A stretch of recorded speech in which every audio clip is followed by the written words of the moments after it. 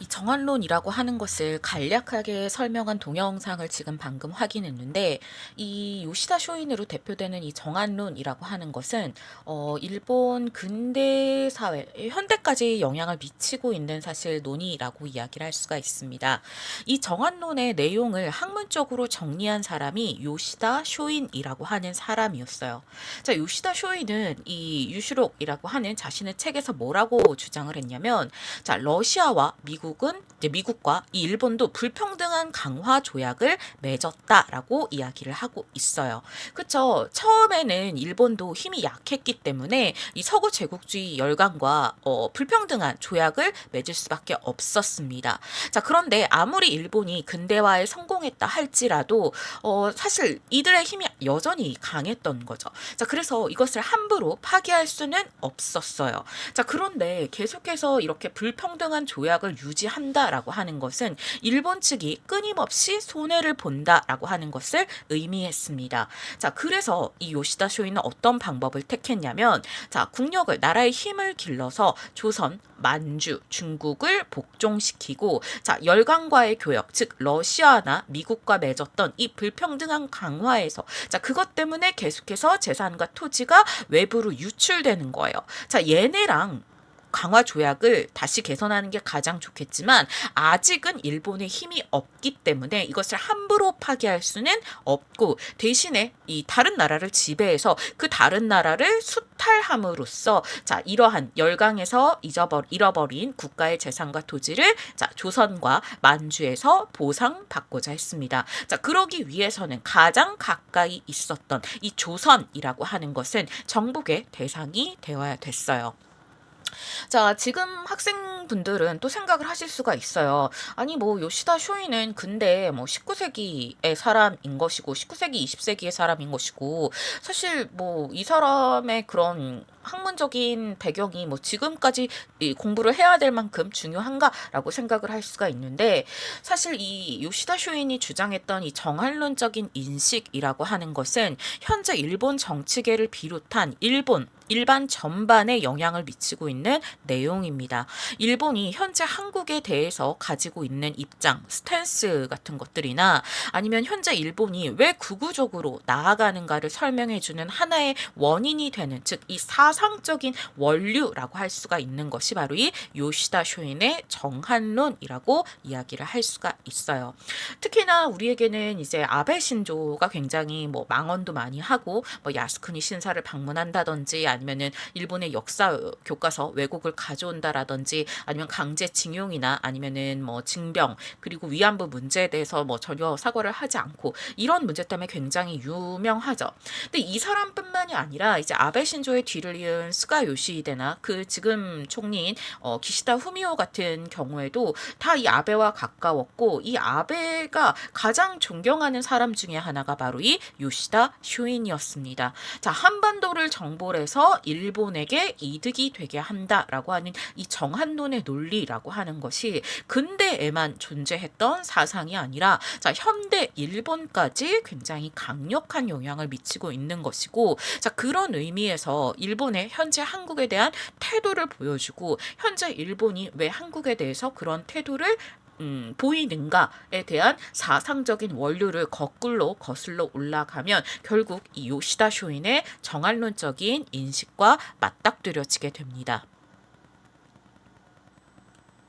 자, 다만 당시 정한론을 주장하는 사람은 소수였어요. 물론 이 요시다 쇼인이 굉장히 일찍 사망을 합니다. 30대에도 되지 않아서 사망을 하기 때문에 그렇게 제자가 많은 것은 아니었지만, 그 제자가 메이지 유신을 통해서 새롭게 성립된 이 메이지 정부의 굉장히 요직들을 차지하게 돼요. 자, 이 요시다 쇼인의 제자 중에 2명이 일본 총리, 우리나라로 치면 대통령이 되는 거죠. 그리고 뭐 장관급, 그러니까 일본에서는 대신이라고 표현을 하는데, 그 장관급은 사실 수두룩해요. 자, 이 요시다 쇼인의 제자들이 이 메이지 유신을 통해서 근대화된 일본 정부의 이 메인스트림이라고 하는 것을 장악하게 되면서, 자, 스승이 이야기했던 이 정한론적 인식이라고 하는 것이 처음에는 소수였지만 나중에 이들이 정권을 잡게 되면서 훨씬 더 이제 폭발적으로 이 발전을 하게 됩니다. 자, 당시 정한론을 주장하는 입장에서는 한반도 진출을 위해서, 그러니까 정한을 하기 위해서는 자, 명분이라고 하는 것이 필요했어요. 물론 사실 명분 같은 건 없는 거죠.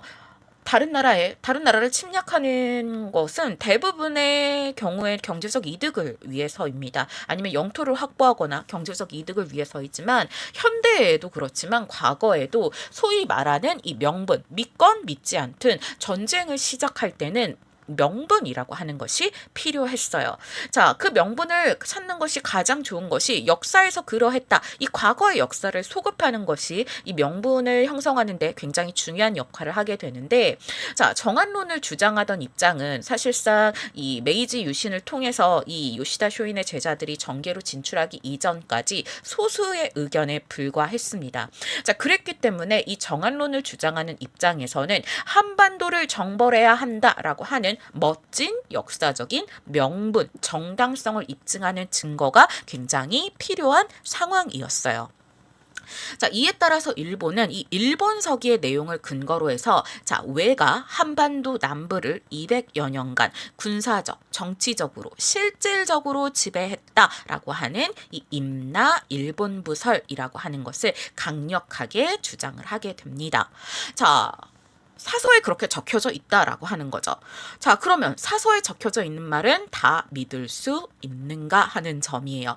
자, 일본 서기의 문제점에 대해서는 나중에 한번 다시 이야기가 나오겠지만 일본 서기는 기본적으로 모든 부분을 다 믿기는 어렵습니다. 일본 서기의 이 편찬 목적 자체가 이 천황의 신성함, 이 천황 통치의 정당성이라고 하는 것을 입증하기 위해서 만들어진 책이기 때문에 일본 서기는 굉장히 귀중한 사료이지만 동시에 엄격한 사료 비판이 필요한 책이에요.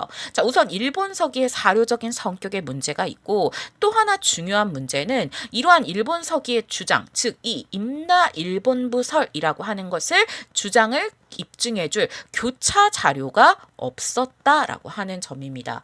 자, 우리가 역사 공부를 할 때 어떠한 사건이 하나의 사서에만 기재가 되어 있는 경우에 반드시 교차 검토를 해야 돼요.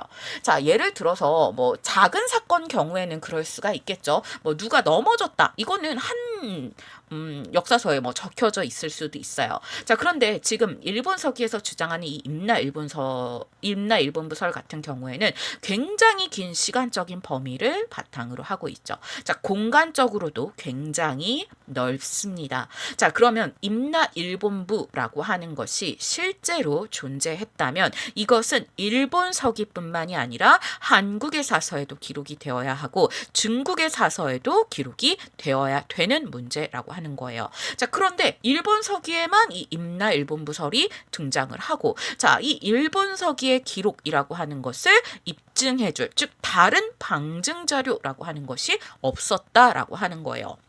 자, 그랬기 때문에 일본 내에서도 이 임나 일본부설이 뭐 국학 계통 혹은 정한론 계통의 학자들에 의해서 주장이 되었고 이제 메인스트림으로 가지는 않았어요. 자, 그런데 이 광개토항비 신묘년조 기사의 해석을 둘러싸고 자, 일본이 이것을 임나 일본부설을 실제로 증거하는 결과로서 해석하게 됩니다. 그래서 고대부터 당시 근대에 이르기까지 조선보다 일본이 항상 우월했고 특히나 이것이 과거에도 그러했기 때문에 자, 한반도 진출의 역사적 정당성은 일본 서기의 자료와 광개토항 비의 신묘년조 기사를 통해서 그 명분을 획득할 수 있다라고 주장을 했다라고 하는 점이에요. 자, 교차 자료가 없다라고 하는 건 굉장히 치명적인 문제였습니다. 어떤 특정한 사건이 그리고 무게감이 굉장한 사건이 하나의 사서에만 적혀 있다면 이것을 무조건적으로 신뢰할 수는 없어요. 자, 그것이 바람직한 사료를 바라보는 태도입니다. 자, 그런데 이제 광개토항비라고 하는 직접적인 자료, 더군다나 고구려 왕실이 세웠다라고 하는 1차 자료가 발견이 되었고 이것이 이 임나 일본부를 증거하는 역사 자료로서 해석이 되게 됩니다. 자, 제 수업은 한자가 그렇게 많이 나오지는 않아요. 사실 한자의 원문이 제시되는 거는 이 페이지가 마지막일 겁니다. 자, 특히나 이 문제가 됐던 것이 바로 이 십면연조 기사예요. 굉장히 짧죠. 근데 만인만색이라고 굉장히 이게 논쟁시 되는 부분이다라고 하는 점을 확인할 수가 있습니다.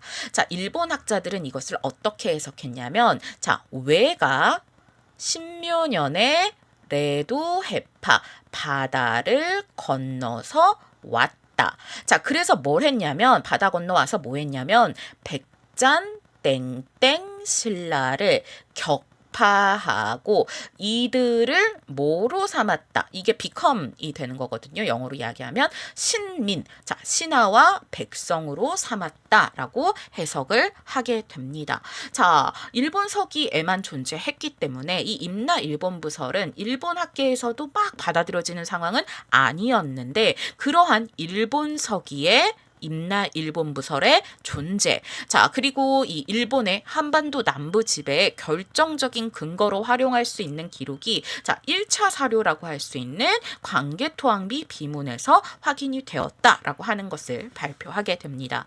자, 이후에 일본은 사실 열광에 빠져들게 돼요.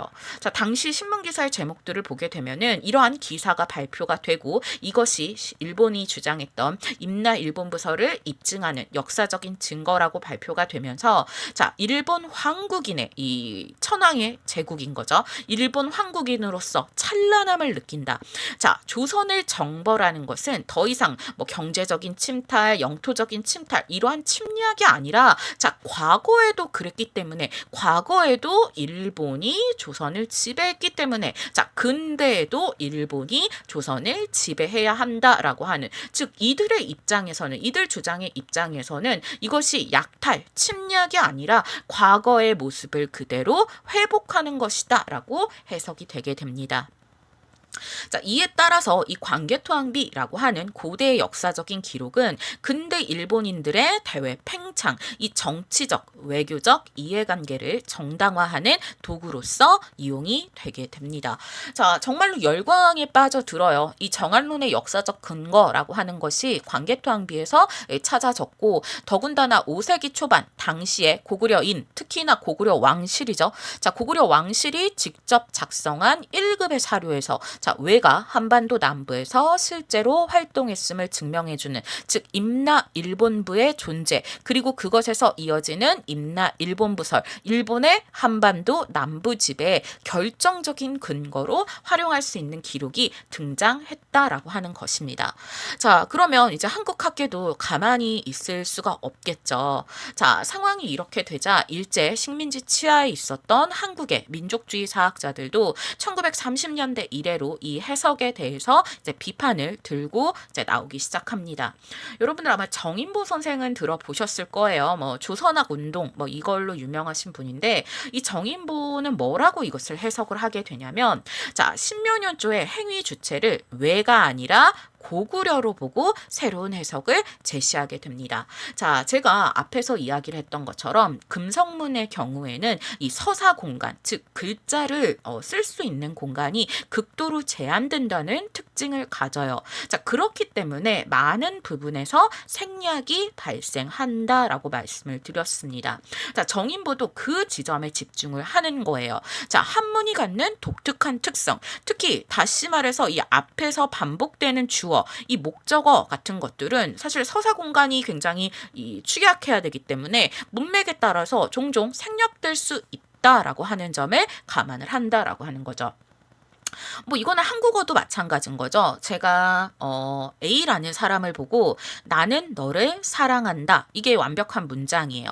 자, 그런데 주어인 나는을 생략해도 말은 통해요. 너를 사랑한다 라고 해도 의미는 통하죠. 자, 목적어도 떼어버려도 돼요. 사랑한다 혹은 사랑해 라고 하면 이 주어와 목적어를 생략해도 그 의미가 전달된다라고 하는 것이죠. 자, 그래서 이 빠진 주어와 목적어를 정인보는 임의적으로 집어넣게 됩니다. 그래서 정인보 해석에 따라가게 되면은 자, 왜가 신묘년에 오니까 자, 이 레도 해파의 주체를 일본은 왜라고 해석했는데 정인보는 여기에 고구려라고 하는 주어가 생략되어 있다라고 해석을 한 거죠. 그래서 고구려가 바다를 건너가서 왜를 격파를 했다. 그리고 여기서 문장을 끊고 자, 백잔과 땡땡 신라가 이 왜와 연결을 해서 자, 신라를 침략해서 이 신민으로 삼았다라고 해석을 하게 돼요. 그래서 왜가 신묘년에 오니 자, 바다를 건너가서 왜를 격파한 것을 이 고구려로 삼게 되는 거죠. 자, 이에 따르면 고구려가 바다를 건너가서 왜를 격파한 상황이 되는 것이고 아까 앞에서 일본 학계가 주장했던 내용과는 정반대의 상황이 되게 됩니다. 자, 이런 식으로 이 한자 자체가 가지는 이 특성이 있는 거죠. 한글도 마찬가지지만 앞에서 반복되는 주어나 목적어 등이 문맥에 따라 종종 생략될 수 있다라고 하는 점을 감안하고 특히나 이 금성문이라고 하는 서사 공간이 극도로 제한되는 이 재료의 성질을 이해를 해서 자, 주어나 목적어를 이제 임의적으로 집어넣어서 이제 해석을 완전히 반대로 하는 모습을 확인할 수가 있습니다. 자, 사회주의 역사학자들, 민족주의뿐만이 아니라 사회주의 역사학자들도 이제 반격을 시작을 해요. 이 김석형 같은 경우에는 불세출의 천재로 알려진 인물입니다. 이 서울대학교의 전신이라고 할 수 있는 경성제국대학 사학과를 졸업하고 서울대학교 사범대학 역사교육과 교수를 하다가 6.25 때 월북을 할 거예요. 그래서 월북을 해서 북한의 최고 대학이죠. 김일성 대학의 사학과 교수를 역임을 하게 됩니다. 그래서 사실 굉장히 애국적이고 민족적인 의식을 가지고 있었고 일제 식민사학에 대해서 사실 거의 최초라고 이야기할 수 있죠. 본격적인 비판을 가한 가운데 이 한국 사회 체계화에 가장 큰 영향을 미친 역사학자이기도 합니다. 자, 이 김석형도 정인보와 유사하게 고구려를 주어로 한 새로운 신묘년조 해석을 내놓았습니다.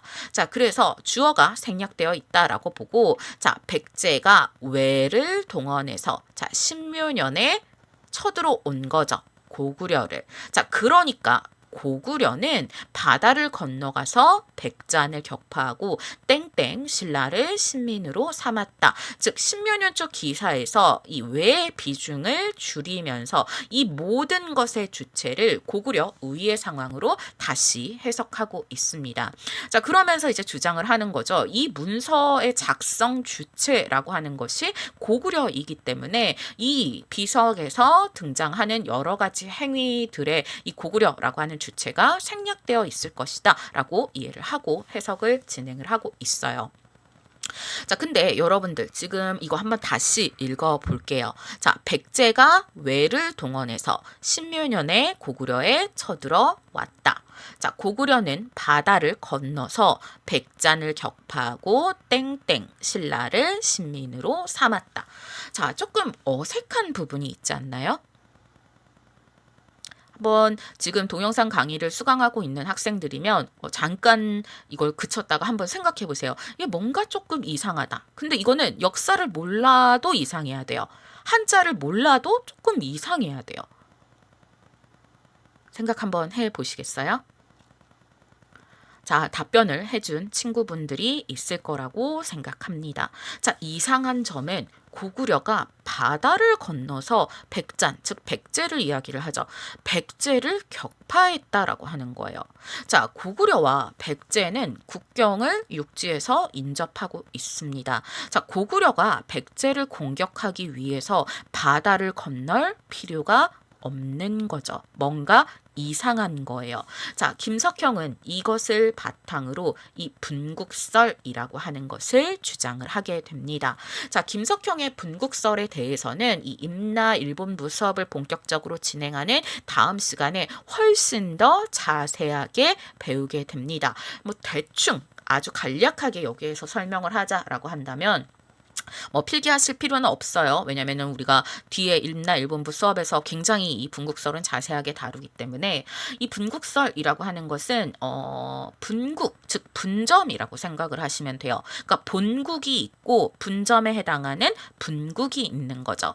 자, 고구려의 분국이 일본에 있고 백제의 분국이 일본에 있고, 자, 신라의 분국이 일본에 있다. 즉 고구려가 바다를 건너서 격파한 백제나 땡땡 신라는 한반도 혹은 중국 동북지방에 있었던 나라들이 아니라, 자, 일본 열도에 존재했던 한반도 개통 국가의 분국이었다라고 하는 것을 주장하는 것이 이 분국설입니다.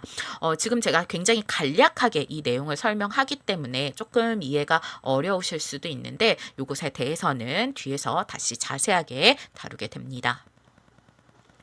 자, 정인보와 이 김석형의 해석은 한자의 성격뿐만이 아니라, 자, 삼국사기 등의 한국 사서에서 나타난 이 4세기 당시의 국제 정세라고 하는 것을 고려한 결과였어요. 자, 당시에 이 뭐랄까요, 문화나 아니면은 이런 정치 경제의 발전 과정, 이 고대 국가의 이 형성 과정, 성립 과정을 생각했을 때, 자, 4세기 단계의 우회가 백제와 신라를 이 군사적으로 압도할 수 없었을 것이다 라고 하는 것이 이제 제기가 되게 됩니다. 실제로 가능한 상황이에요. 왜냐하면 한반도나 아니면 고구려 같은 경우에는 일찍부터 중국의 문명이라고 하는 것을 수입함으로써, 자, 외보다 훨씬 더 문명화된 상황이었어요. 자, 그런데 이러한 상황에서 그랬기 때문에 이 백제나 신라나 고구려가 이 일본에 굉장히 많은 문화를 전파하게 되죠. 이거는 고대뿐만이 아니라 조선시대에도 조선통신사라든지 이런 식으로 문화를 전달하는 역할을 하게 되는데, 자, 특히나 이 당시 4세기의 상황을 고려할 때 과연 왜가 백제와 신라를 군사적으로 압도해서 무려 200년간에 걸쳐서 장기적인 직접 지배를 가능했던 것인가 라고 하는 것을 주장을 하게 됩니다. 자, 뒤에서 다시 이야기가 나오겠지만 당시 일본은 통일되어 있지 않았어요. 이때 왜? 라고 하는 것의 주체가 지금 우리가 생각하는 일본 정부를 생각하시면 안 된다라고 하는 거죠. 자, 일본 열도도 다 쪼개져 있었어요. 일본 열도 자체가 통일도 되지 않은 상황에서, 자, 다른 나라의 군사를 보내서 다른 나라의 그 외부 지역을 군사적으로 지배한다라고 하는 것이 과연 가능한가라고 하는 이 의문점은 사실상 이 4세기 당시의 국제 정세를 고려했을 때 분명히 타당한 지점이 있습니다. 자, 이에 따라서 이 신묘년조 기사에서 외의 비중을 줄이면서, 자, 고구려 우위의 상황으로 다시 이것을 해석을 하게 되고, 자, 이것을 통해서 아까 앞에서 일본 학계가 주장했던 내용과는 완전히 정반대의 상황, 즉 일본 외에 대한 한민족, 이 고구려의 압도적인 승리를 기록한 것으로 내용이 완전히 뒷받침되게 된다라고 하는 것이죠. 자, 일본 학계는 신묘년조 기사를 통해서, 자, 과거 일본이 그러했던 것처럼 근대 일본도 다시 조선을 지배해야 한다라고 하는 역사적인 근거로 삼았다면, 자, 조선의 역사학자들은 완전히 반대의 해석을 통해서, 자, 일본에 대해서 이 한민족, 이 조선이 압도적인 승리를 기록한 것으로 완전히 뒤바꿔 이해한 것입니다. 자, 이제 우리는 조금 더 냉정하게 이것을 바라봐야 된다라고 하는 것이죠. 자, 과연 정인보나 이 김석형이 주장했던 이 해석이라고 하는 것을 우리가 받아들일 수 있을까 하는 부분입니다. 자, 사실 이 민족주의적인 그런 입장을 다 버리고 현재 관점에서 굉장히 냉정한 입장에서 판단을 해본다라고 한다면, 이 문장 중간중간에 주어나 목적어를 임의로 끼워 넣은 정인보와 김석형의 해석에는 분명히 부자연적인 면이 있다라고 하는 거죠. 김석형이 고구려라고 넣은 주어에 사실 백제를 넣을 수도 있고, 신라를 넣을 수도 있고, 땡땡을 넣을 수도 있고, 사실 이 목적어와 주어에 생략되어 있다라고 하는 이 생략을 추측하는 것은 학자별로 너무나 달라질 수 있는 문제였어요. 자, 그래서 사실상 가장 객관적인 입장에서, 물론 이 객관이라고 하는 표현을 조심스럽게 사용해야겠지만, 가장 객관적인 입장에서 한자 그대로만의 해석을 보면 사실상 일본학계의 해석이 굉장히 타당한 면이 분명히 있습니다. 일본학계는 뭐 생략된 주어나 목적어를 집어넣지 않았죠. 즉 어떠한 역사학자의 개입이 없는 한문 그대로를 해석을 하고 있어요. 자, 근데 이에 비해서 조선 역사학자들은 조금 민족주의적인 그러한 입장에서 문장 중간에 자신이 설정한 주어와 목적어를 임의로 끼워 넣게 됩니다. 자, 이러한 입장은 사실 고대사를 연구하는 이 역사학자의 입장이라기보다는 고대사를 연구하는 한국학자의 입장, 일본학자의 입장, 즉 학자의 현재 소속 국가가 반영되어 있다라고 할 수 있는 것이고, 자, 이러한 의미에서 민족적인 관점에서 김석현과 정인보의 해석에는 분명히 당시에는 역사적인 무게감이 존재를 했지만 현재 우리가 냉정하게 이것을 학문적인 관점에서 바라봤을 때는 사실상 받아들이기 어려운 부분들이 있습니다. 이처럼 일본학계의 광개토항 비문 연구와 이를 토대로 한 임나 일본부설의 주장은 사실 1950년대 이후에도 여전히 이 논리적으로 반박하는 것이 쉽지 않은 상황이었습니다. 이러한 국면은 이 1970년대 초가 되면서 이제 큰 전환점을 맞이하게 됩니다. 자, 그 이전에 문제점들로 지적이 되었던 게 한문의 해석 그 자체였어요. 뭐 주어를 어떻게 해석할 것인가, 아니면 목적어를 어떻게 집어넣을 것인가, 뭐 이러한 부분에 초점이 맞추어져 있었다면 1970년대는 이 글자의 탁본과 판독에 대한 문제 제기가 이루어지게 됩니다. 자, 이 탁본에 대해서는 여러분들이 다 알고 계실 거예요. 자, 비석의 표면에 종이를 대고 먹을 사용해서 글자를 떠내는 작업입니다. 자, 당시 일본에서 광개토항비를 연구를 하던 이 제1교포 학자 이진희라는 사람이 있었어요. 그래서 이진희는 이제 뭐 탁본이 하나가 있는 게 아니죠. 그 뒤로 광개토항비는 굉장히 인기를 끌게 되었기 때문에 글자를 찍은 탁본들이 굉장히 많이 돌아다니게 됐어요. 이제 광개토항비 연구를 하려면 우선 탁본을 보는 것이 가장 기초 작업이기 때문에 자, 광개토항비 연구를 위해서 이 이진희는 당시 일본에서 수집할 수 있었던 이 비문의 탁본들을 다 이제 수집을 해서 글자를 판독하는 작업을 진행을 하게 됩니다. 자, 그런데 그 과정에서 무언가 이상한 점들이 발견이 되는 거예요. 자, 탁본이라고 하는 것은 고정된 물체에다가 글자를 떠내는 작업이에요. 자, 그렇기 때문에 뭐 먹이 잔뜩 묻어가지고 글자가 뭐 다 시꺼멓게 보이거나 뭐 그런 문제는 존재할 수 있지만, 자, 비문의 같은 위치에 있는 동일한 글자들이 자, 탁본마다 글자 획의 위치가 달라지거나 기울기가 변하는 상황은 절대 있을 수가 라고 하는 점입니다. 자, 물체를 제대로 잘 탁본을 하면 잘 보이고 또 뭐 제대로 탁본을 하지 못하면 잘 안 보이고 이 정도의 차이가 존재할 수는 있지만, 자, 똑같은 물체, 동그라미 물체를 찍었는데 어떤 탁본은 A라는 탁본은 세모로 찍히고 B라는 탁본은 동그라미로 찍히고 자, C라는 탁본은 네모로 찍히고 자, 이런 상황은 절대 일어날 수가 없는 거죠. 탁본은 그것을 그대로 떠내는 작업이기 때문에. 자, 그러면서 이 사람이 이제 이상하니까 이것에 대한 원인을 분석을 하려고 하겠죠. 자, 도대체 왜 이런 일이 발생했는가? 자, 광개토항비 표면에 누군가 의도적으로 석회를 바른 흔적들이 확인이 되게 됩니다. 자, 광개토항비 몇 미터라고 했는지 혹시 기억나요? 6.4m. 이게 쉽게 탁본을 뜰 수가 없어요. 그래서 사코가 광개토항비 탁본을 반입했을 때도 131장으로 쪼개서 들어왔다라고 얘기를 했는데, 이 탁본을 이런 식으로 나무 대를 막 만들고 탁본을 뜨게 되는데, 자, 1918년에 이 광개토항비를 자세하게 찍은 사진을 보니까 지금 여기에 차이가 보이시나요? 여기랑은 다르죠? 희끗희끗한 부분이 좀 보이시나요? 그러니까 이런 식으로 석회를 바른 흔적이 확인이 되게 돼요. 이런 부분이랑 달리 여기에는 무언가 조작이 이루어졌다라고 하는 것을 확인할 수가 있는 거죠. 자, 그러면서 이 이진희는 이야기를 합니다. 자, 비문의 탁본을 최초로 일본에 반입시킨 애가 누구냐? 걔는 사코우였다. 근데 사코는 사실 군인이 아니라 밀정이었다, 스파이였다, 일본 제국에게 유리한 일을 하려고 하는 애였다라고 하는 점을 주목을 하게 되죠. 자, 그러면서 이 사코가 이 비문을 일본에게 유리하게 하기 위해서 조직적으로 변조했다라고 하는 것을 이야기를 하게 됩니다. 그래서 이런 탁본을 쭉 조사를 한 다음에 자, 일본 참모본부가 광개토항 뒤에 16군데 총 25개의 글자를 고의적, 조직적으로 변조함으로써 일본에게 굉장히 유리한 역사 해석이 가능해지게 했다라고 하는 주장을 발표를 하게 돼요. 자, 이거는 굉장히 센세이션한 논문이고 주장이었어요. 나중에 이진이 이 사람은 우리나라 정부한테 훈장도 받을 거예요. 그러면서 이제 우리나라에도 이제 알려지게 되죠. 이 1979년 12월 이 중앙일보 기사를 보게 되면은 여기 보시면은 광개토 대왕 비문 일본 측 조작이 거의 확실 이렇게 적혀져 있어요. 자, 그리고 이 백제를 정벌한 것은 왜 일본이 아닌 고구려로 봐야 된다. 왜? 비문이 일본 측에 유리하게 조작이 되었기 때문에 라는 식으로 이렇게 다 알려지게 됩니다.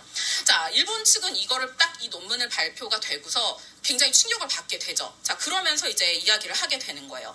자, 일본 학자들은 이 이진이가 이 참모본부가 조직적으로 변조했다. 니들한테 유리하게 조직적으로 변조했다라고 하는 이거는 받아들이지 않았어요. 자, 그런데 석회가 발린 거는 사실인 거예요. 아까 사진으로도 봤고 실제 탁본에서 글자 획의 기울기나 이런 게 다른 게 확인이 돼요. 자, 그러면 이걸 설명을 해야 되는 거죠. 그러니까 우리가 일부러 조작한 건 아닌데 뭔가 조작이 되긴 한 거예요. 그러면 이 조작을 왜, 언제, 누가 했는지에 대해서 설명을 해야 되는데 이 설명이 사실 쉽지가 않았던 거예요. 자, 그래서 일본은 이제 전수조사를 시작을 합니다. 자, 일본에 들어온 여러 가지 탁본들을 다 한꺼번에 모아다가 조사를 하게 되는 거죠.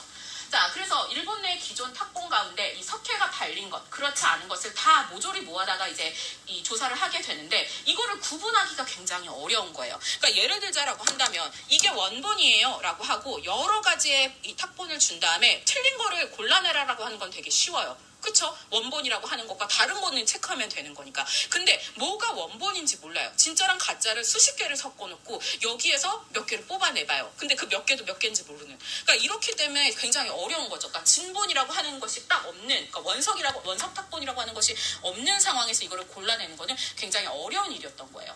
자, 그래서 이 기존의 글자들에 대한 신뢰도가 하락하게 됩니다. 그쵸? 뭐가 조작된 건지 알 수 없기 때문에 그러한 조작된 증거를 바탕으로 한 해석 역시 받아들일 수가 없게 되는 거죠.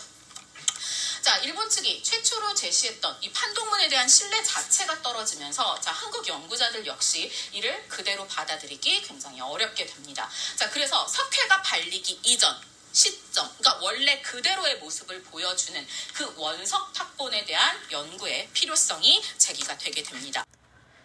자, 말로 하는 것보다 아마 여러분들이 직접 이 화면을 보시고 이해를 하시는 게 굉장히 더 빠를 거예요. 자, 왼쪽 같은 경우에는 이 원석 탁본이고 오른쪽의 경우에는 이 묵수곽전본이라고 하는 탁본입니다.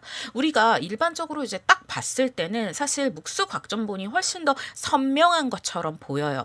자, 그렇지만 묵수곽전본은 사실상 탁본이라고 이야기하기에는 어려운 탁본입니다. 이 묵수곽전본은 그러니까 원석 탁본은 이렇게 희끗희끗한 부분들이 지금 보이죠. 자, 이런 것들이 이제 많으면 많을수록 이 글자가 선명하게 보이지 않기 때문에 자, 그런 부분을 다 먹으로 까맣게 칠하는 거예요. 자, 그리고 글자만을 남기게 됩니다. 자, 그런데 만약에 내가 한자를 잘 몰라요. 자, 그러면 이 글자를 남길 때 나도 모르게 거의 비슷하게 그리게 되는 거죠. 그 과정에서 오류가 발생할 수밖에 없습니다. 자, 반대로 내가 한자를 너무 잘 알 경우에는 이 내용이 해석이 되기 때문에 실제로는 잘 보이지 않더라도 한자의 이 뜻을 알면은 사실 어떤 글자가 들어갈지 대략적으로는 짐작이 된단 말이에요. 자, 그래서 그것을 이제 뭐 추독하기도 하는 거죠. 추측해서 이제 판독을 하는 경우도 있습니다. 그래서 지금 원석탁본과 묵수곽전본, 이 원석탁본은 석회가 칠해지지 않은 원본 탁본을 이야기를 하는데 이 원석탁본과 이런 다른 이 위조가 된 탁본들을 살펴보게 되면은 적지 않은 차이가 확인이 됩니다. 자, 원석 탁본에서는 이것을 순행이라고 이걸 행자로 읽을 수가 있는 거죠. 자, 그리고 묵수곽전본에서는 이것을 순차라고 설명을 하고 있습니다. 자, 그러면 어떤 탁본이 맞는 걸까요? 자, 여러분들 답변을 다 잘 하셨겠죠? 자, 당연히 순행으로 읽는 이 원석탁본의 해석이 적합합니다. 자, 순행은 왕이 나라 안을 살펴 두루 돌아다니는 일을 가리키는 역사 용어예요. 뭐 오늘날로 따지면은 윤석열 대통령이 부산에 이제 가면은 그것을 이제 순행이라고 표현을 할 수가 있겠죠. 자, 순차는 역사서에서 확인되지 않는 용어입니다. 그래서 이 사람은 비슷하게 이걸 보고 그냥 순이고 밑으로 내려가는 뜻이니까 뭐 이거 여기는 차 타고 내려갔나 보다 뭐 이런 식으로 이제 해석을 할 수가 있는데 실제로는 이런 표현은 존재하지 않고 순행이라고 읽어야 되는 거죠. 자, 이런 식의 차이가 나타납니다. 자, 왜 원석탁본이 중요한지는 여러분이 이해하실 수 있을 거라는 생각이 들어요. 자, 그리고 이 부분은 시험에 안 나오겠죠? 그냥 가져온 거예요. 이게 대면 수업이면은 조금 더 제가 재미있게 이야기를 할 수 있을 것 같은데, 자, 지금 보시면은 숫자 2, 그 다음에 숫자 9, 그 다음에 등조라고 하는 표현이 보입니다. 자, 등조라고 하는 것은 왕위에 올랐다라고 하는 뜻이에요. 자, 그러면 이구 등조. 이 구의 왕위에 올랐다라고 하는 뜻이죠. 자, 그러면 광개토 왕이 즉위한 나이는 몇 살일까요? 대답을 다 하셨을까요? 29살이라고 대답을 하셨을까요?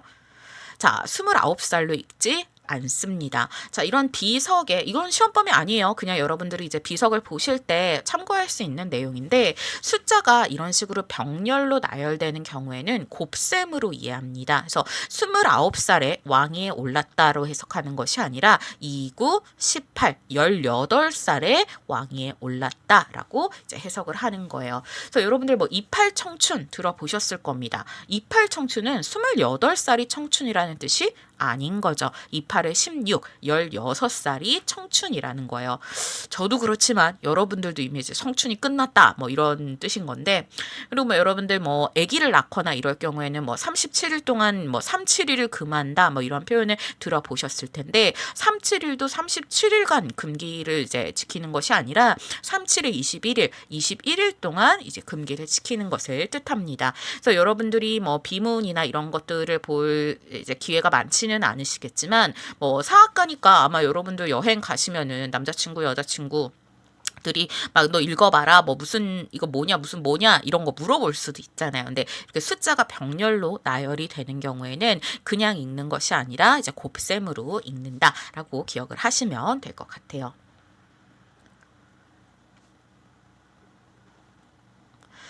자, 이제 탁본 자체에 이런 문제가 제기가 됐어요. 그러면 이 탁본이 왜 이렇게 석회칠이 됐고 이러한 오류가 발생했는가에 대해서 이제 근본적으로 조사할 필요성이 있었습니다. 자, 그런데 당시 지금도 마찬가지죠. 중국은 사회주의 국가였고 한국은 중국과 수교하지 않았고 일본도 중국과 사이가 좋지 않았죠. 자, 그랬기 때문에 일본 학자들이나 이 한국 학자들이 이 중국의 현지에 방문을 해서 이 광개토항비를 실제로 이제 실견을 하고 조사를 하는 것에 대해서는 굉장한 무리가 있었어요. 자, 이것을 조사할 수 있는 사람은 사실 중국 출신의 학자뿐이었는데, 당시 중국 학자였던 이 왕건군이 현지 연구를 진행을 하게 됩니다. 자, 그는 중국인이었기 때문에 이 당국의 허가만 구하면 이 집안 현지에서 오랫동안 조사하는데 문제가 없었고, 자, 그는 이 비문의 판독 작업을 진행함과 동시에 자, 그 광개토항비 주변에서 오랫동안 살아왔던 이 주민들을 일일이 인터뷰하게 돼요. 그래서 그 과정에서 누가 석회치를 했고 또 왜 이러한 오류가 발생했는가를 이제 확인하려고 합니다. 그리고 그 결과 이진희가 제기했던 일본 육군 참모본부의 비문 조작설이라고 하는 것이 흔들리는 결과를 가져오게 돼요. 자, 우선 첫째, 군인인 사코우가 우연히 발견한 광개토항비를 직접 탁본했다고 보기 어렵다라고 하는 점입니다. 자, 이거는 당연해요. 왜냐하면 이 광개토항비문의 높이가 6.4m에 해당한다라고 말씀을 드렸어요. 자, 그리고 이 사코우가 입수한 탁본 숫자가 130 일장이었습니다. 자, 이것을 전문가도 아닌 밀정이었죠. 이 군인이었던 사쿠가 우연히 발견을 해서 광개토항비를 직접 탁본했다라고 보기는 굉장히 어려운 거죠.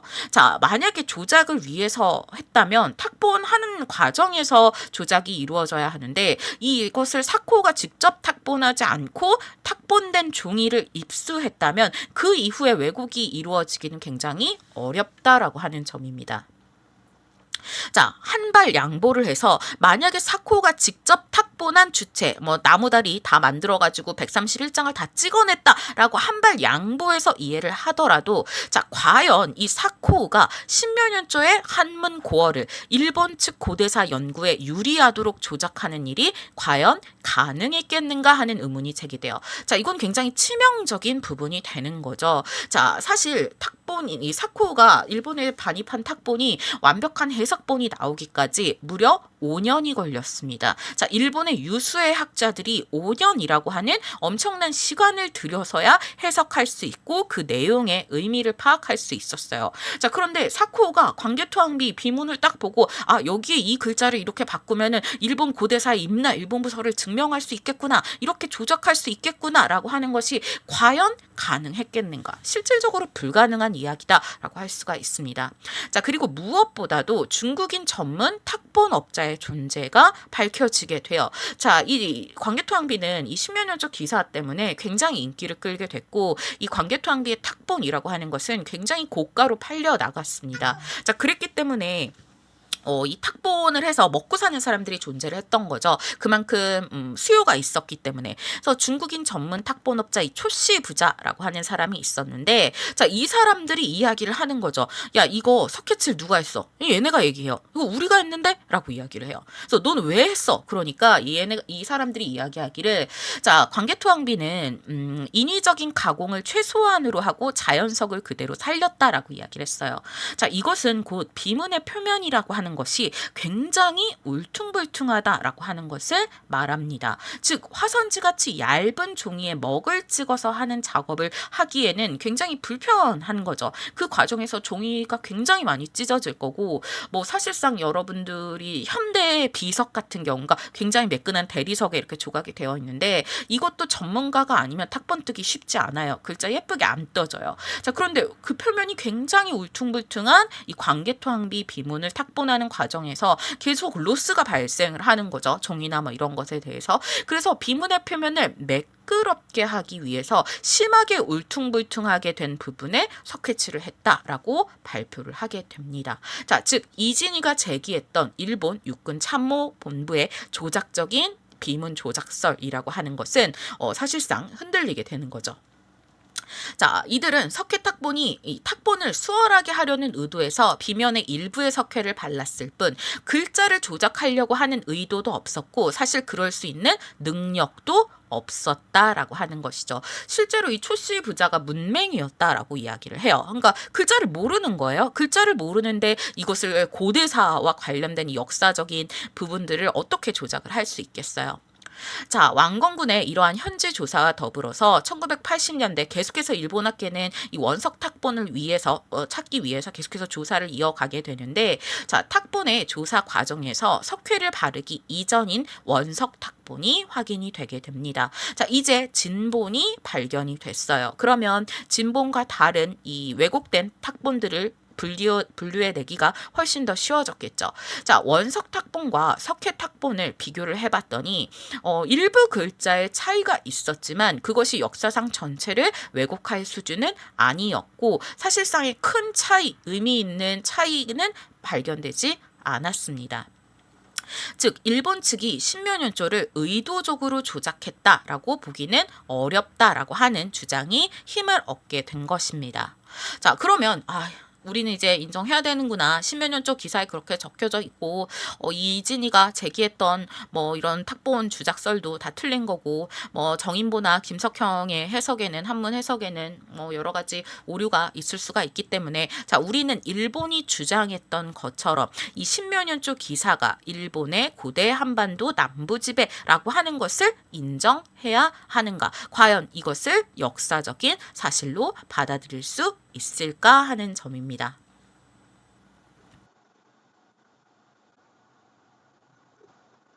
자, 그것을 이 고구려인들의 천하와 욕망이라고 하는 키워드로 이 신묘년조를 이해하도록 해보겠습니다. 제가 이거 잘못 설정했나 봐요. 이 뭐죠? 애니메이션? 그냥 넘어가죠. 무덤 옆의 비석은 죽은 자의 뜻을 받든 주변 사람들이 작성한 기록입니다. 자, 그렇기 때문에 죽은 후에 자손과 주변 사람들이 자, 나를 이렇게 봐주었으면 좋겠다라고 하는 그러한 바람, 희망, 인간적인 욕망의 결과라고 할 수가 있습니다. 자, 뭐 자서전이라든지 일기라든지 자기소개서라고 한다라든지 어떤 사람을 이해할 때 굉장히 중요한 자료이겠죠. 자, 하지만 동시에 굉장히 사료 비판이 필요한 자료이기도 합니다. 자, 자기소개서도 마찬가지다라고 하는 것이죠. 자, 여러분들이 이제 뭐 장학금을 쓰시거나 아니면은 이제 취업을 준비하시는 분들이 계실 텐데, 자, 자기소개서를 쓸 때 자기의 이 흠결이라고 하는 점을 100% 진실로 쓰는 분이 존재할까요?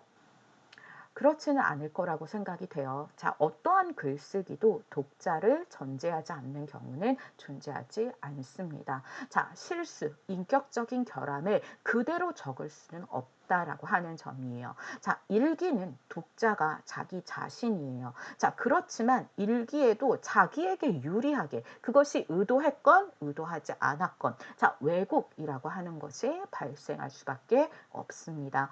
자, 자서전도 마찬가지죠.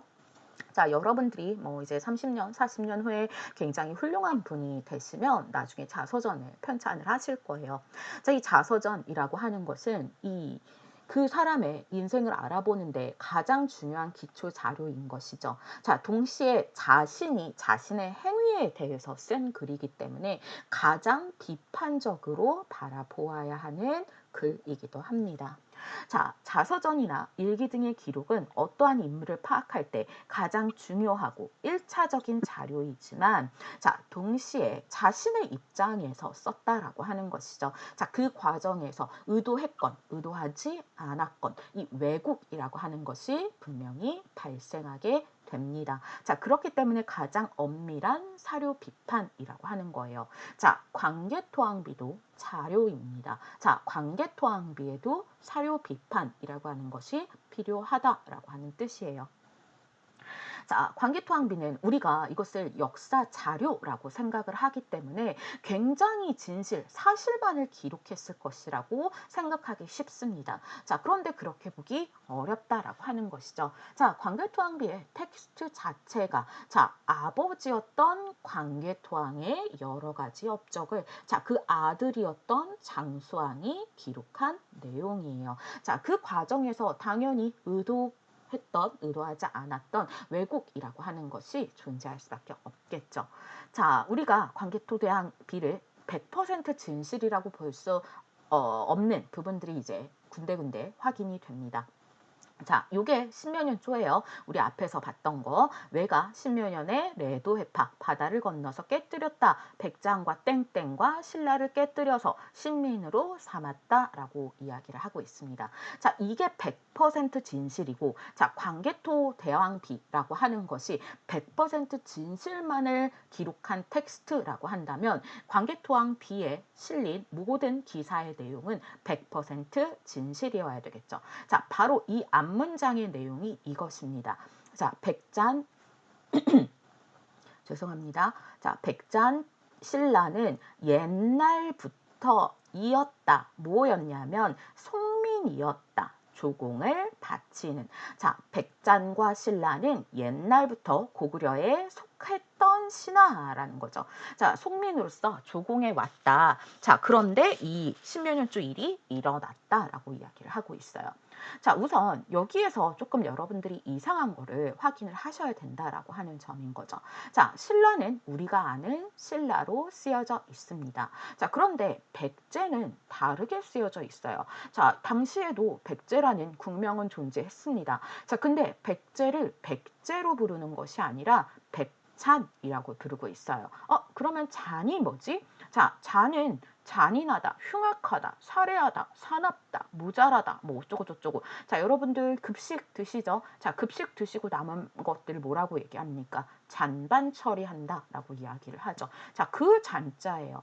그래서 잔이라고 하는 거는 굉장히 부정적인 의미라고 이해를 할 수가 있습니다. 자, 그리고 백제의 왕을 백제왕이라고 표현하지 않고 백잔주, 자, 주인이라고 하는 왕보다 낮은 단계의 용어라고 하는 것을 사용을 하는 거예요.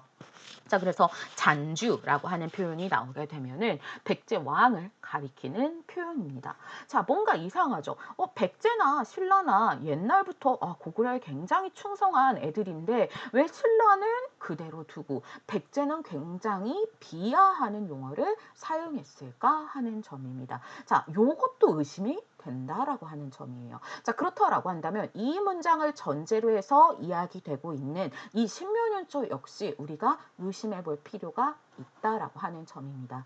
자, 신라는 논외로 하더라도 자, 백제가 4세기 당시에 고구려에 복속해서 조공을 바쳤다라고 하는 언급은 당시 정세상 이해하기 어렵죠. 자, 우리 국사 배웠습니다. 자, 한반도 4세기 전성기를 구가했던 국가는 어느 나라인가요? 대답 다 잘 하셨나요? 자, 4세기는 백제, 5세기는 고구려, 6세기는 신라, 자, 4세기에 근초고왕, 자, 5세기에 장수왕, 뭐 아니면 광개토왕, 자, 그 다음에 신라의 이제 뭐 이런 국가들을 이야기를 하게 되는데, 자, 지금 이상하다라고 하는 거죠. 4세기의 백제는 유례 없는 전성기를 구가하던 국가였습니다. 자, 그런데 고구려의 속민으로서 조공해 왔다라고 하는 이 언급은 당시의 국제 정세상 이해하기 어려운 내용이다라고 하는 점이에요. 자, 그러면 당시의 국제 정세를 이 문헌 사료로서 이해해 봅시다. 자, 371년 백제 근초고왕이 평양성을 공격하고 고구려의 고국 원앙을 전사시킵니다. 자, 이것은 고구려의 대패에 가까운 것이죠. 자, 한나라의 왕이 전쟁 과정에서 사망하는. 자, 제가 고구려의 친정을 이야기를 했었을 거예요. 광개토왕이 4차례에 걸쳐서 친정을 나갔었다. 이 친정이라고 하는 것은 왕이 직접 전쟁에 참여하는 것을 친정이다라고 이야기를 했었는데 이런 식의 문제점이 있다라고 하는 것이죠. 자, 친정은 왕이 직접 나가서 승리를 하면 어마어마한 선전 효과가 있지만 자, 이런 식으로 전쟁에 나가서 사망하게 되면 또 굉장히 큰 리스크가 있는 행위였다라고 하는 점입니다. 자, 어찌됐건 이 371년에는 백제 근초고왕에 의해서 평양성이 공격을 받았고 자, 그 과정에서 고국 원앙이라고 하는 고구려의 국왕이 전사하는 이 고구려의 패배적인 상황이라고 할 수가 있습니다. 자, 377년에는 백제의 근구수왕이 자, 군사 3만을 동원해서 또 고구려 평양성을 공격했어요. 자, 물론 이 공격이라고 해서 이것이 우세한 거다라고 이야기는 할 수가 없지만 어찌됐건 지금 백제가 공격의 주체고 이 고구려가 방어를 하고 있는 입장에서 수세에 몰렸다라고 하는 것은 우리가 얼정 정도 인정을 할 수 있을 것 같아요. 자, 390년에도 백제의 진사왕이 고구려를 공격해서 자, 고구려의 도건성을 함락하고 자, 200명의 포로를 노획했다라고 하는 기사가 확인이 됩니다. 자, 이것도 이 고구려의 수세적인 모습을 보여준다라고 하는 점인 거죠. 자, 391년에는 우리가 알고 있는 고구려의 광개토왕이 즉위를 하게 됩니다. 자, 삼국사기라고 하는 이 문헌 자료의 기록을 통해서 보면 이 광개토왕이 즉위하기 직전인 이 390년까지, 즉 4세기까지 백제는 오히려 이 신민으로서 이 고구려에게 조공을 바친 국가가 아니라 오히려 굉장히 집요하게 이 고구려의 남방을 공격해갔고 그 과정에서 고구려의 국왕을 전사시키는 그런 전과를 올리기도 한 자, 그리고 이 고구려의 입장에서는 굉장히 지금 수세적인 입장이라고 하는 것이 확인이 되는 거죠. 자, 고구려는 이를 막아내기에 급급했습니다. 자, 우리가 이해하는 것처럼 4세기는 고구려의 시기가 아니라 백제의 전성기였다라고 하는 점인 것이죠. 자, 즉 이 광개토항비에서 이야기해 온 것처럼 자, 백제, 신라는 옛날부터 고구려의 속민으로서 조공해 왔다라고 하는 그 문장을 우리가 문헌 사료와 교차 검토했을 때는 이해하기 어려운 상황이라고 하는 거예요. 자, 논란이 되어 온 신면연조는 이 의심스러운 진술, 즉 백제와 신라가 옛날부터 고구려의 속민으로 조공해 왔다라고 하는 이 의심스러운 진술을 전제로 해서 진행이 되고 있는 것이 신면연조입니다. 자, 전제인 문장을 우리가 사실로서 받아들일 수 없다면 당연히 이 전제를 바탕으로 진행되는 그 다음 내용에 대해서도 의심을 해볼 수 있다라고 하는 거예요. 자, 즉 일본의 신면연조, 일본 학계의 신면연조 해석을 그대로 받아들이되 자, 고구려인에 의해서 이 비문이 작성될 당시 이미 그 내용 자체가 과장 혹은 왜곡되었을 가능성이 제기되는 것입니다. 자, 제가 저번 시간에 금성문이 가지는 장점과 이 단점, 이 의의와 한계에 대해서 이야기를 했습니다. 자, 금성문이라고 하는 것은 당대 사람들이 남긴 1차 자료이기 때문에 자, 후대인의 왜곡이 존재하지 않는다라고 이야기를 했었어요. 자, 그런데 문제점이 있다라고 했죠. 자, 후대 왜곡이 존재하지 않는다라고 하는 것은 이해할 수 있지만 당대, 그 비문을 새기는 그 당대 자체의 왜곡까지 우리가 막을 수는 없다라고 하는 점이에요. 자, 고구려인에 의해서 이 비문이 작성될 당시 이미 역사적인 사실과는 맞지 않는 자, 그러한 내용들이 이 광개토항비에 들어가 있다라고 하는 것을 확인을 할 수가 있습니다. 자, 비문이 작성될 당시 이미 그 내용의 과장과 왜곡이라고 하는 것이 존재했을 가능성이 있다라고 하는 것이죠. 자, 이것은 이 광개토항비라고 하는 비문의 성격 때문이겠죠. 자, 이에 따라서 최초 일본 학계는 신면연조 해석을 그대로 인정하되 자, 고구려인에 의해서 과장 혹은 왜곡되었을 가능성이 제기가 됩니다. 자, 우선 이 광개토항비라고 하는 거는 사실의 기술을 목적으로 하는 역사서가 아니에요.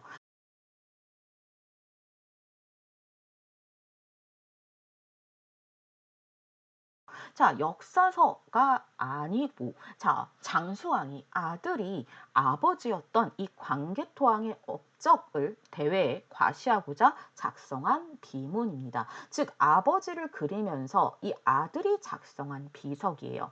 자, 장수왕이나 광개토왕은 한나라의 국왕입니다. 자, 장수왕이 왕이 될 수 있는 것은 장수왕의 능력 때문이 아니에요. 자, 혈통 때문인 거죠. 자, 그렇기 때문에 자신의 아버지가 위대하면 위대할수록 그 혈통을 이어받은 아들도 위대하다라고 하는 이 정통성이라고 하는 것을 가질 수 있게 됩니다.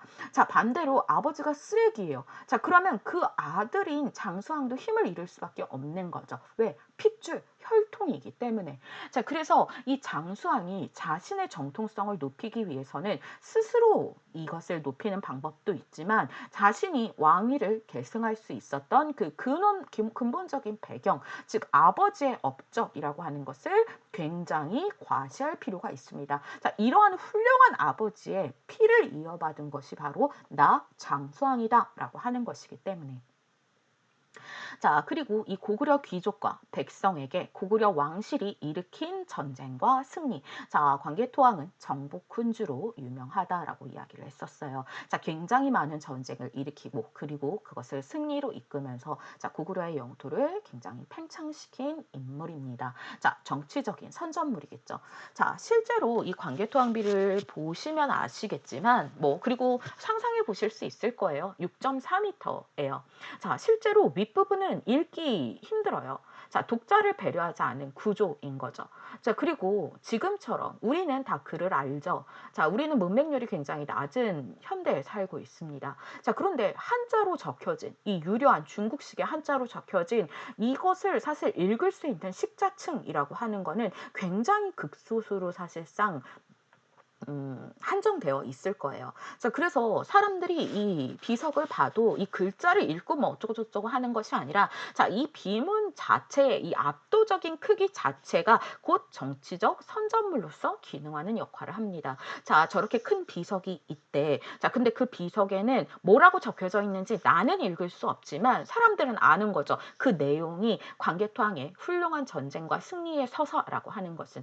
자, 그런 압도적인 크기 자체가 이 정치적인 선전물로서 굉장히 효과적으로 기능하게 됩니다. 자, 즉 관계토항비는 이 텍스트 그 자체뿐만이 아니라 자, 이 텍스트를 둘러싸고 있는 배경 환경, 즉 컨텍스트적 성격에도 주목해야 할 필요가 있다라고 할 수 있습니다. 자, 그렇다라고 한다면 이 광개토 왕비, 그러니까 당시 이 광개토 왕비가 작성될 때 이 고구려의 천화, 그 주변의 국제 질서에 대해서 살펴볼 필요가 있습니다. 자, 광개토 왕실이 동북아의 정세는 그 어느 때보다도 고구려에 유리한 상황이었습니다. 자, 397년에 후연 어쩌고저쩌고 자, 이런 거 다 필요 없고, 자, 고구려를 압박해왔던 강력한 북중국의 왕조가 사라지는 상황이 되었다라고 하는 점이 중요한 것이죠.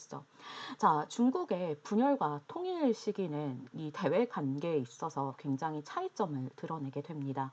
자, 중국 대륙이 통일이 됐을 경우에는 자, 엄청난 구심력을 가지고 주변 국가의 정복에 나서게 되죠. 자, 수당 세계제국이 그런 것을 우리는 알 수가 있는 것이고, 자, 반대로 중국 자체가 분열될 경우에는 이 중국 대륙의 통일을 위해서 신경을 쓰기 때문에 이 주변 국가에 대해서 그렇게 크게 신경을 쓸 수가 없게 되는 거죠.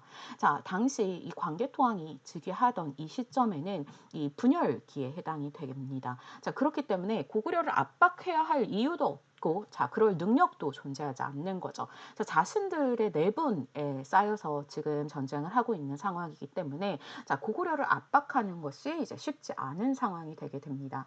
자, 한반도의 정세도 고구려에 굉장히 유리하게 전개가 돼요. 자, 백제는 이 무렵 이 4세기에 근초고왕의 전성기를 끝내고 이 왕위 계승을 둘러싼 내분이 시작되게 됩니다.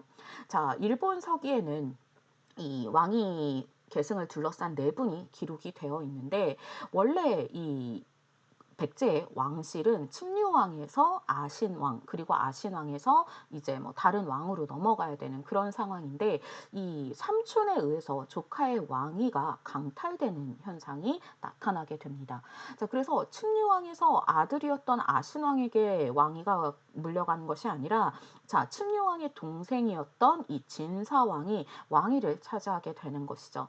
자, 학계에서도 칭류왕이 젊은 나이에 갑자기 죽어요. 어떤 특정한 뭐 병을 앓았다라든지 아니면 전쟁에서 사망한 것이 아니라 굉장히 젊은 나이에 갑자기 죽고 그리고 비정상적으로 왕위 계승이 이루어진다라고 하는 것이죠. 자, 아무리 어려도 왕위라고 하는 것은 적자인 아들, 적자이자 장자에게 넘어가는 것이 원칙입니다. 그것이 이제 원칙인 것이고 동생에게 넘어갈 수는 없는 거예요. 자, 그래서 예를 들자라고 한다면 왕이 있고 왕이 죽으면은 어린 아들이 있고 또 장성한 동생이 있어요. 자, 당연히 왕은 왕위라고 하는 것은 아들에게 넘어가야 됩니다. 자, 만약에 아들이 일찍 사망을 해서 손자가 존재한다라고 한다면 당연히 왕위는 동생에게 가는 것이 아니라 일찍 죽은 아들의 손자에게 넘어가고 있어요. 자, 이것이 바로 정통성이라고 이야기를 합니다. 자, 사실 이 왕위는 적자를 통해서 이 적자이자 장자를 통해서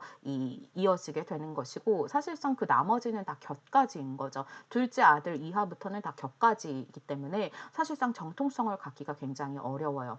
자, 그런데 이 아들이 없었던 것도 아니고 아들이 존재를 했음에도 불구하고 이 장자가 존재를 했음에도 불구하고 이상하게 이 왕위가 장자인 아신왕에게 돌아가지 않고 진사왕으로 넘어가게 됩니다. 자, 즉 진사왕이나 아마도 그를 지지하는 세력이 이 형이었던 침류왕을 이제 살해를 하고 이 왕위를 찬탈했을 가능성이라고 하는 것이 유력한데, 자, 굉장히 이런 것은 정상적인 상황이 아니기 때문에 이 내분이라고 하는 것이 발생할 수밖에 없겠죠. 자, 진사왕을 지지하는 세력들과 그리고 침류왕의 아들이었던 이 아신왕을 지지하는 세력들 사이에서 이 갈등이라고 하는 것이 계속해서 발생을 했을 거예요. 자, 4세기 이 백제가 차지했던 이 전성기는 이제 끊어지는 상황이 되게 됩니다. 자, 그리고 신라 같은 경우에는 굉장히 약했어요. 자, 그래서 백제, 가야 외의 연합 세력에 포위돼서 자, 고구려의 도움이 절실한 상황이었습니다. 자, 신라가 힘을 갖게 되는 것은 이 6세기에 해당하는 것이고 그 이전까지는 굉장히 큰 고구려의 영향력에 존재했습니다. 자, 굉장히 이 고구려가 당시에는 이 동아시아 천하의 중심으로서 팽창할 수 있는 그러한 이 국제 정세가 이 조성이 되었다라고 하는 점을 알 수가 있습니다. 자, 고구려를 압박하던 북중국이 약해지면서 북중국으로 팽창할 수 있게 되고, 자, 고구려 남부에서 이 고구려의 이 하부를 공격할 수 있는 이 지역, 백제, 특히 백제 같은 경우에는 4세기에는 고구려를 굉장히 공격적으로 공격하는 모습들을 확인을 했는데, 자, 백제 스스로가 지금 내분으로 굉장히 정신이 없는 상황이에요. 자, 신라는 계속해서 원래 고구려에 충성을 바치던 국가였고, 자, 고구려가 굉장히 팽창할 수 있는 그러한 분위기라고 하는 이 국제 질서라고 하는 것이 이제 만들어지게 됩니다. 자, 고구려는 독특한 천하관념이라고 하는 것을 가지고 있었습니다. 자, 1차적 천하라고 하는 것은 고구려가 직접적으로 다스리고 있는 고구려 국가의 원래 영역이라고 할 수가 있어요. 자, 2차적 천하라고 하는 것은 자, 고구려가 실질적으로 종속하고 있었거나 혹은 관념적으로 종속하고 있었던 주변 영역을 이야기를 합니다. 자, 이거는 상대 국가의 뜻은 중요하지 않아요. 자, 고구려가 그렇게 생각했다라고 하는 것이 중요하다라고 하는 것이죠. 자, 그렇기 때문에 백제나 신라 같은 경우가 이 고구려의 오랜 신민으로서 조공을 바쳤다라고 하는 것. 자, 뭐 신라는 넘어갈 수 있을지 몰라도 자, 백제 같은 경우에는 오히려 4세기 내내 지속적으로 고구려를 공격하는 등 고구려의 굉장히 적대적인 국가였습니다. 자, 백제는 당연히 고구려의 천하에 속해 있다고 생각하지 않았을 거예요. 자, 그렇지만 백제의 입장이 중요한 게 아니에요. 자, 고구려 사람들은 고구려의 입장에서 생각하는 거죠. 자, 고구려의 백제나 신라나 뭐 이제 다른 지역들이 이제 존재했다라고 하는 것, 그러니까 존재했다라고 하니까 천하의 밑에 속해져 있었다라고 믿었다라고 하는 점이 중요한 것입니다.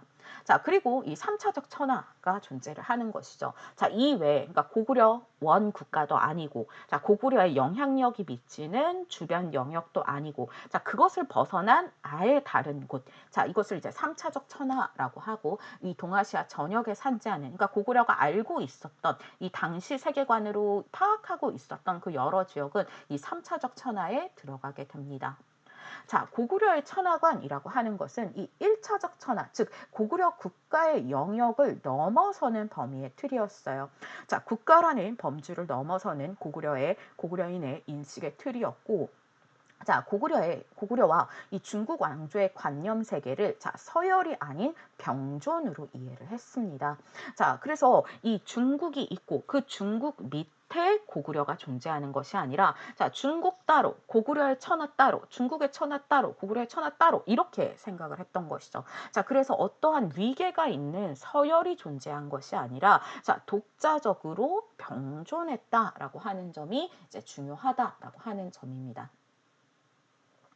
자, 눈치가 빠른 친구들은 파악을 하실 수 있을 거라고 생각이 돼요. 자, 지금 이 기사는 광개토왕비에 실린 이 광개토왕의 정복 기사와 관련된 것입니다. 자, 혹시 이게 어떠한 순서로 적혀져 있는지 여러분들 파악하실 수 있을까요? 눈치가 빠르신 친구들은 대답을 하셨을 것이다 라고 생각이 돼요. 자, 지금 적혀 있는 순서는 연도별로 되어 있습니다. 자, 우리가 이번 시간에 다룬 이 신명연조는 391년의 일이에요. 자, 지금 광개토왕비는 연도별로 적혀 있으면 자, 신명연조는 당연히 395년 폐려 이 정벌, 그러니까 391년이니까 여기에 적혀져 있어야 하죠. 자, 그런데 신묘년조는 여기에 위치하고 있는 것이 아니라 자, 백제를 정벌한 396년 기사를 설명하는 전제로서 포함이 되어 있습니다. 자, 즉, 이 신묘년조라고 하는 것은 어떠한 특정한 사건을 설명하는 독립기사가 아니라, 자, 390년에 왜 백제의 58성을 격파할 수밖에 없었는가를 설명해주는 배경에 해당하는 것이 신묘년조라고 할 수가 있어요. 자, 신묘년조는 연대로는 391년임에도 불구하고, 자, 기사의 위치는 395년의 패려정벌 앞이 아니라, 자, 395년과 396년의 백제 공격 사이에 위치하고 있습니다. 자, 즉 신묘년조는 외의 활동을 서술하기 위해서 독립적인 기사가 아니라, 자, 396년에 왜 광개토왕이 군대를 일으켜서 백제를 정벌할 수밖에 없었는가 하는 그 이유를 설명하는 구절이라고 할 수가 있습니다. 자, 이 왜라고 하는 존재가 처음 등장하는 곳이 바로 이 신묘년조이고, 자, 광개토왕비에서 이 왜라고 하는 존재는 이 고구려의 천하, 즉 광개토왕이 만들어 놓은 이 세계 질서라는 것에 대해서, 자, 그러한 권위에 대해서, 자, 끊임없이 도전하고 그 질서를 흐트러뜨리려고 하는 이 악의 무리로서 이 해석이 되고 있어요. 자, 이렇게 고구려의 안정된 천하라고 하는 것을 끊임없이 흐트러뜨리려고 하는 이 악의 무리를 당연히 광개토왕은 처단할 수밖에 없겠죠. 자, 광개토왕은 이러한 왜를 응징하기 위해서, 자, 정복 전쟁에 나섰다. 즉 고구려의 천하 질서, 세계 질서라고 하는 것을 혼란시키는 이 악의 무리라고 하는 것을 이제 처벌을 해야 된다라고 하는 것이죠. 자, 그러한 이 내러티브를 가지고 묘사되어 있는 것이 이 광개토왕 비문의 내용입니다. 자, 즉 이 광개토왕의 출정은 단순히 영토를 넓히고 뭐 이런 것이 아니라, 자, 고구려가 만들어 놓은 세계관, 고구려의 천하 질서, 자, 국제 질서를 바로잡으려고 하는 이 목적으로 실행된, 자, 위대한 성전이라고 하는 거예요. 자, 광개토왕의 전쟁 관련 기사, 이 무훈 기사는 크게 두 종류로 나누어지게 됩니다. 자, 첫 번째는 이 왕궁솔이라고 해서 친정을 이야기를 하는 것이죠. 왕이 직접 군사를 이끌고 나가는 기사가 존재를 하고, 자, 교견이라고 해서, 자, 명령을 내려서 장군들을 파견해서 전쟁을 수행하는, 자, 두 가지 방식이 존재를 합니다. 자, 그런데 특징적으로 이 왕궁솔 기사라고 하는 이러한 유형이 나오는 부분은, 자, 왕이 왜 직접 군대를 일으켜서 전쟁에 참가할 수밖에 없었는가 하는 그러한 이유를 설명하는 문장인 이 전치문이라고 하는 것이 반드시 삽입이 되게 됩니다.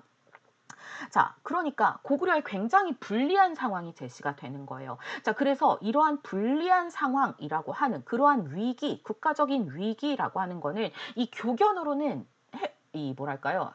성공할 수 없다라고 하는 거죠. 이 위대한 광개토왕이 직접 전쟁을 나가야만 이러한 국가적인 위기가 해소가 된다라고 하는 법칙성을 가지고 있습니다. 자, 그래서 교견은 그냥 명령을 내려서 뭐를 해라 이렇게 시키는 거를 이야기를 한다면, 자, 왕궁소는 왕이 친히 군사를 이끌다. 자, 왜 왕이 직접 군대를 일으킬 수밖에 없었는가? 자, 고구려가 위기 상황에 빠졌기 때문에. 자, 그런데 이 위기라고 하는 것은 이 아웃스탠딩한 군주인 광개토왕으로만 극복이 될 수 있다라고 하는 그러한 법칙성이라고 하는 것을 가지고 있습니다. 자, 광개토왕비는 대외적인 위기 상황에서 고구려의 천하 질서를 어그러뜨리는, 자, 무도한 악당인 이 왜에 맞서서, 자, 광개토왕이 군대를 파견하거나 혹은 왕궁솔 직접 군대를 이끌고, 자, 왜군을 물리치고 마침내 이 고구려 중심의 국제 질서를 회복했다라고 하는 내용을 담고 있습니다. 즉 광개토왕비의 이 무훈 기사의 전체적인 목적이라고 하는 것은, 자, 고난과 좌절을 극복한 영웅의 이야기다라고 하는 거예요. 자, 이 과정에서는 이 고난과 좌절이 크면 클수록 영웅적인 면모라고 하는 것은 더욱 높아지는 모습을 보입니다. 자, 우리가 이재용, 제드래곤, 이재용 삼성 회장을 이야기를 할 때 이 사람을 영웅이라고 생각하지 않아요. 왜? 그 사람한테는 고난과 좌절이라는 게 없었던 거죠. 자, 그런데 굉장히 가난한 흙수저에서 막 이렇게 열심히 노력을 해서 자, 뭐 어떤 이 거대한 기업의 수장이 됐다라던가 뭐 이렇게 될 경우 그 사람의 이야기가 훨씬 더 많이 회자되게 됩니다. 자, 고난과 좌절이 크면 클수록 그것을 극복한 영웅, 이 능력에 대한 것이 훨씬 더 커진다라고 하는 거예요. 자, 그래서 옛날에 무슨 전래동화 같은 거 보면은 뭐 영웅이 태어나는 과정은 굉장히 조금 뭐랄까요, 불행한 과정에서 태어나게 되죠. 뭐 부모를 일찍 여인다라든지 아니면은 뭐 날개를 달고 태어났는데 그 날개가 잘린다라든지 고난과 좌절에 대해서 설명을 하게 됩니다. 자, 순탄하게 왕의 아들로 태어나서 뭐 이렇게 왕이 이렇게 된 그런 것보다는 굉장히 힘든 상황에서 이것을 좋은 상황으로 극복시키는 그러한 인간적인 이야기라고 하는 것이 이것을 읽는 독자로 하여금 훨씬 카타르시스를 느끼게 한다라고 하는 것이죠. 자, 요컨대 이 비문이라고 하는 것은 왕의 위대함을 돋보이게 하기 위한 굉장히 교묘한 문장들로 꾸며져 있습니다. 자, 그렇기 때문에 이 비문의 필자라고 하는 사람들은 이 전취문이라고 하는 고구려의 국난이라고 하는 상황에서 그것을 해결한 영웅인 광개토왕을 이 사람들이 상상할 수 있게 하기 위해서 자, 비문에 일관되게 고구려에 불리한 것은 아마 적지 않았을 거야. 자, 이거는 고구려 비석이니까 고구려에 불리한 상황은 없겠지라고 생각하는 거는 그렇게는 말할 수 없다라고 하는 거예요. 오히려 그 고난과 좌절이 힘들고 깊으면 깊을수록 자, 결국 중요한 것은 그 고난과 좌절이 크다는 것이 아니라 자, 고난과 좌절을 결국 극복해 냈다라고 하는 점이 중요한 것이기 때문에 자, 그래서 이 신변운조라고 하는 것은 광개토왕의 정복 활동을 더욱 성스럽게 꾸미기 위한 하나의 문학적인 장치라고 보시면 됩니다. 자, 고구려의 굉장히 불리한 상황이 제시가 되어 자, 왜가 쳐들어와서 자, 원래부터 고구려 천하에서는 고구려에 종속되어 있었던 백제 땡땡 신라를 괴롭히는 상황이 되는 거죠. 자, 이것은 고구려의 압도적인 승리로 귀결되게 됩니다. 자, 무엇 때문에 자, 광개토 왕이라고 하는 불세출의 영웅이 직접 전쟁에 나감으로써 자, 이 과정에서 이 고구려의 위기 상황에 대한 과장이 이루어지는 거예요. 자, 이게 심하면 심할수록 이 고난이 힘들면 힘들수록 자, 이것을 결국 극복해낸 사람의 이 위대함이라고 하는 것이 더욱 돋보여질 수 있기 때문에 자, 고구려의 천하입니다. 자, 고구려 1차적 천하죠. 자, 그 다음에 2차적 천하. 자, 얘네의 생각은 중요하지 않다라고 얘기를 했었어요. 자, 얘네가 뭐라고 생각하건 고구려는 얘네를 하나의 종속된 국가, 자, 고구려의 천하에 속한 신화된 국가라고 생각했던 것이 중요합니다. 자, 그런데 이렇게 만들어진 고구려의 천하를 바다 건너 이 외라고 하는 굉장히 이질적인 세력이 얘네들을 괴롭히고 있는 거예요. 자, 당연히 얘네를 다스리는 고구려는 이러한 천하 질서 회복을 위해서 이 외라고 하는 것을 공격해야 하는 것이고 자, 이 외라고 하는 세력이 여러분들 17대 1로 싸우는 거랑 1대 1로 싸우는 거랑 뭐가 더 대단한 거예요? 17대 1로 싸우는 게 더 대단한 거죠. 자, 얘가 더 크면 클수록 얘 세력이 더 크면 클수록 그 다음에 힘이 세면 셀수록 이 고구려 이러한 천하 질서를 회복한 고구려의 국가적인 위대함이라고 하는 것이 더 선명하게 드러난다라고 하는 점이에요.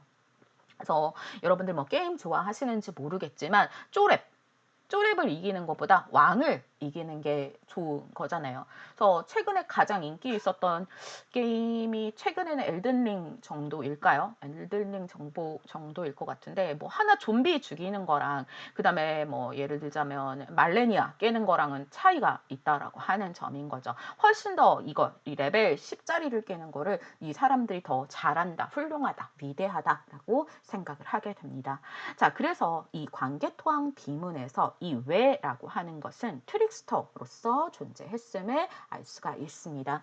자, 이 트릭스터라고 하는 것은 이 문화인류학에서 도덕과 관습을 무시하고 자, 사회 질서를 어지럽히는 뭐 인간이나 동물을 가리키는 거를 트릭스터라고 하는 것이죠. 자, 당시 외는 고구려인들이 생각하던 천하 질서 내에는 포함되어 있지 않은 이질적인 존재, 즉 바다 건너의 외부 세력이었어요. 자, 비문 내에서 이 외라고 하는 존재는 고구려가 이렇게 이렇게는 이 평화적인 국제 질서를 어지럽히는 트릭스터, 이 무도한 악당, 빌런이라고 이야기를 할 수가 있는 것이죠. 자, 그리고 이 무도한 악당, 빌런, 트릭스터가 악당으로 묘사되면 묘사될수록, 자, 그것을 물리치고 고구려 중심의 국제 질서를 회복한 광개토왕은 영웅이 될 수 있게 됩니다. 자, 그 과정에서 이 왜라고 하는 존재가 광개토왕 비에서 이 과장이 되었다라고 하는 점을 우리는 알 수가 있습니다.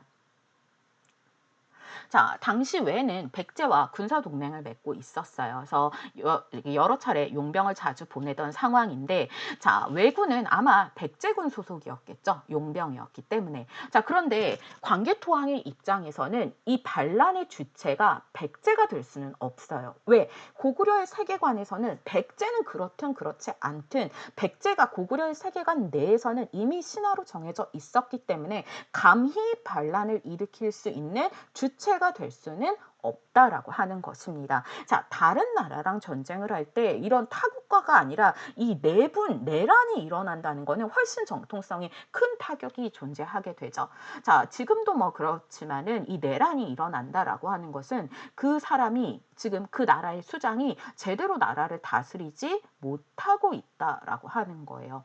자, 그것은 굉장히 정통성에 치명적인 타격이 되기 때문에, 자, 내란이 아니라 자신을 속해 있는 신하가 반란을 일으킨 것이 아니라, 물론 백제는 그렇게 생각하지는 않았겠지만, 자, 신하가 반란을 일으키는 것이 아니라 아예 천하관 밖에 이질적인 세력이 반란을 일으킨 것이라고 설명을 하게 됩니다.